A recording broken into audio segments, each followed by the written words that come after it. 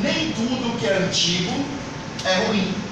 Nós não podemos olhar para tudo que foi construído pelo homem ao longo do tempo e achar que de nada serve, que tudo está errado e que, portanto, precisamos mudar de uma forma radical todas as coisas.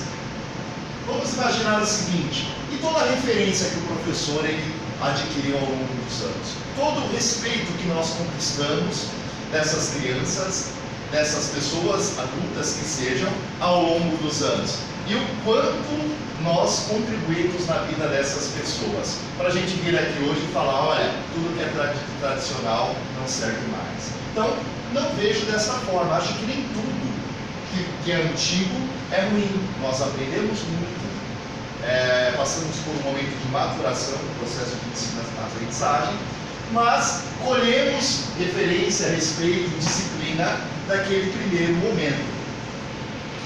Enquanto que nem tudo que é novo é bom.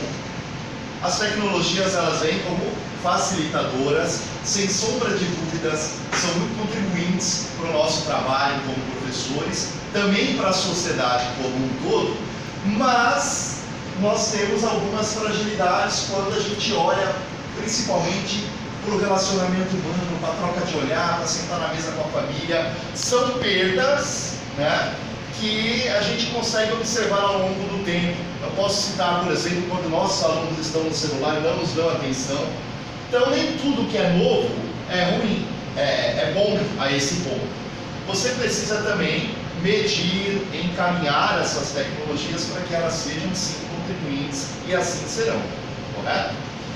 Assumindo que nem tudo o que é passado é ruim, nem tudo que é novo é bom, é que nós vamos tentar agora pensar no que precisamos mudar. E aí eu entendo que o professor ele tem um papel importante, porque nós transformamos a forma pela qual as outras pessoas conduzem o seu pensamento, as suas atitudes.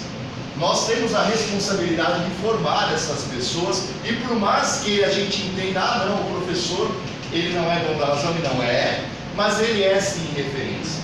Quem nunca passou por aí, na feira, em algum lugar, encontrou com um aluno e ele te cumprimentou, feliz por te encontrar, porque ele espelha em você uma admiração e também uma relação de sucesso.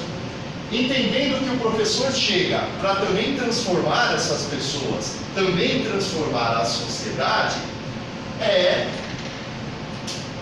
que a gente busca aqui entender melhor uma primeira abordagem posta como tradicional, entender o trabalho docente contemporaneamente, né, ao longo dos anos, desde o passado, e como isso vem se estruturando, passando pela ideia da interdisciplinaridade como uma alternativa. Não vem aqui dizer que é o caminho, melhor caminho ou o pior caminho, mas é uma alternativa que está posta no nosso meio. O uso de tecnologias para o ensino e, por fim, a contribuição do docente nesse contexto. Qual é a nossa contribuição? Onde nós podemos interferir, modificar e aprimorar essas relações?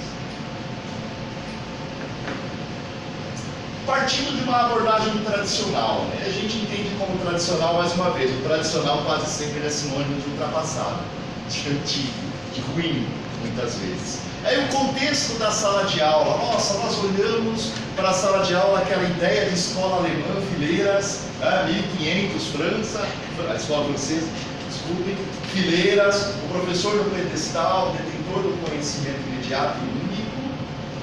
E a gente entende que há uma preocupação, sobretudo, com quantidade de conceitos. A quantidade ela é importante para muitas coisas, mas não é o único fator de avaliação. Eu penso que a qualidade tem que ser considerada nesse caminho. E o professor tradicional muito preocupado com a ideia de quanto eu vou gerar de informação no educando. Mas quanto dessa informação é de fato assimilada pelo aluno? A pergunta. Faz sentido para o aluno a informação que você está gerando? Eu consigo mostrar para ele algum tipo de significado do que eu falo com sua vida? Essa construção é uma construção desafiadora. E nesse momento no qual o professor era tradicional, ele considerava aqui uma quantidade de conceitos e de informações. Quando a gente olha para a expressão do professor, é o professor dono da razão.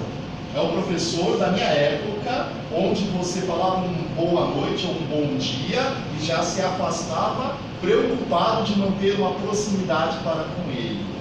Então, aquela ideia de você manter um personagem intocado, distante do seu aluno, o tempo inteiro, e essa expressão oral ela era quase sempre posta unicamente pelo professor. Não era, portanto, a sala de aula um momento de diálogo, de discussão, de participação acima de todas as coisas.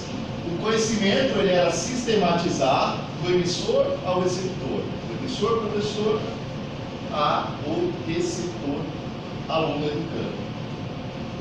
Aí eu provoco, não é, portanto, aí uma espécie de autocracia?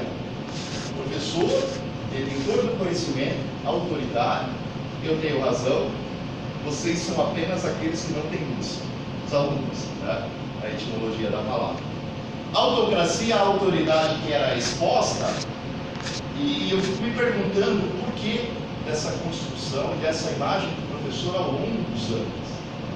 E aí a gente olha para os nossos dias, para os nossos colégios, nós olhamos para as nossas universidades, e a gente entende que existem relações de cunho político, de cunho gerencial, que existe uma política pública que precisa ser cumprida à risca, e que talvez essas questões elas possam contribuir para que o professor seja autoritário. Não sei se faz sentido, mas, por exemplo, quando eu olho para uma educação privada, seja colégio, seja universidade, o professor ele precisa entregar o resultado. Sim. E qual a garantia que ele tem, professor? Qual a garantia que esse professor tem de que esse resultado ele vai chegar? Talvez seja trilhando um caminho mais tradicional, com um pouco mais de controle das coisas, para que ele, então, consiga atender um objetivo de avaliação na universidade, que ele trabalha no colégio, que ele trabalha no Ministério da Educação e Cultura, muitas vezes. Então, o fato de nós termos que entregar algumas relações profissionais, alguns compromissos profissionais, podem tornar essa autoridade, essa autocracia um pouco mais no sentido de controlar a situação de todas as coisas e a condição.